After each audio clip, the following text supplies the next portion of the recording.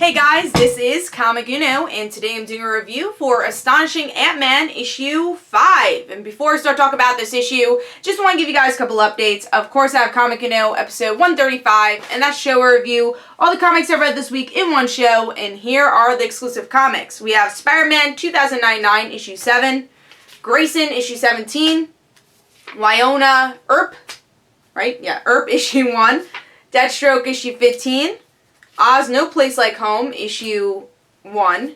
Red Agent, issue 2. Postal, issue 10. Venus, issue 3. Outcast, issue 16. Superman, The Coming of Superman, issue 1. Superman, Lois and Clark, issue 5. Silk, issue... what are we up to? Issue 5. Cry Havoc, issue 2. Moon Girl and Devil Dinosaur, issue 4. Batman and Robin Eternal, issue 21, and All New X-Men, issue 5. So if you want to go check out all those reviews, go to Comic Uno, episode 135, which is annotated. Let's start talking about Astonishing Ant Man, issue 5. Now, this is an issue I was really excited for because I thought it was the Cassie issue, like it was solicited for, but it seems like the Cassie issue was pushed back for some reason, and that will be next month. But still excited to read this issue because I really do like this series, even though I don't agree with everything that's happening in it. It is a book I really do look forward to read every month because I like Scott Lang's character, and I like his adventures. So let's see what's going on with the cover first. Let's talk about that. Really enjoy this cover. Again, I wasn't as excited for this issue because I didn't really care about the new Giant Man. I honestly have to see what his name is.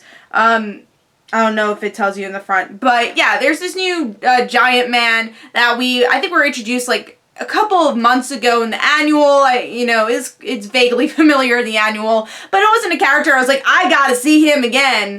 So I wasn't too excited for that part of the story. But let's see if I, like this character a bit more after reading this issue. But beautiful cover. I love the covers for this book. I love the painting style and kind of this realistic style for the covers.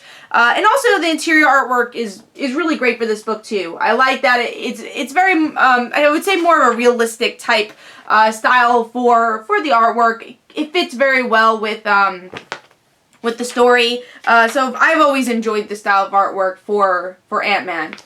Now let's see what's going on with the story though and see if I enjoyed that.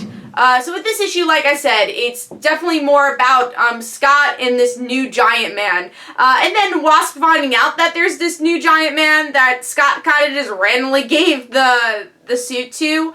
So now it's Scott trying to teach the new Giant Man stuff. At the same time, he has other stuff going on in his life that he has to deal with. So he kind of quickens the process of trying to train this guy. And in the background, we are learning a little bit more about this henchman app, and that actually, I guess it allows them to have a battle in this issue with this henchman app and learning more about the app.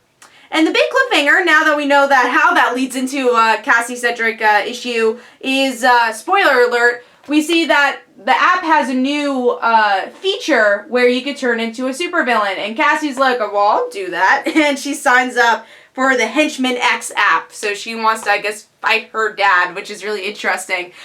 So what I think of the issue overall?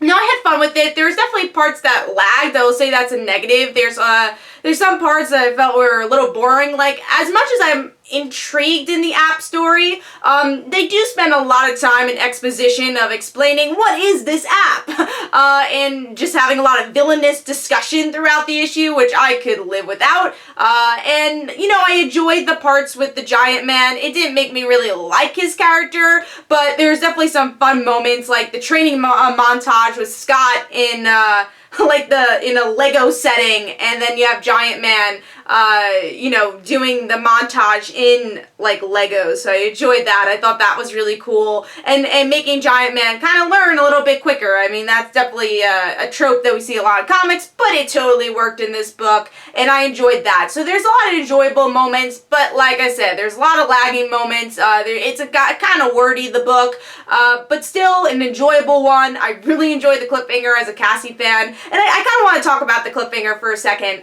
because, as a Cassie fan, I guess I didn't expect her to want to be a villain, but I think with the arc, what they've been building, it makes sense for the story they're doing, and it's actually intriguing me a lot to see if she actually ends up going through it. Like, does she really hate her father that much that she wants to be a villain, and how she's gonna be more interactive with the arc because she's becoming a villain in the arc. And then we'll see exactly what's going on with her powers, if she really is depowered or maybe she wants her powers back. I'm very curious with that cliffhanger, and that's what a book should do. It should make you curious with these type of cliffhangers. And of course, I'm very excited for the actual Cassie-centric issue, next issue. You know, I'm very hyped for that ever since it's been announced, which again was a little disappointing it wasn't this month, but now I understand why they had to move it, because this issue definitely made the story, I guess, for the next issue.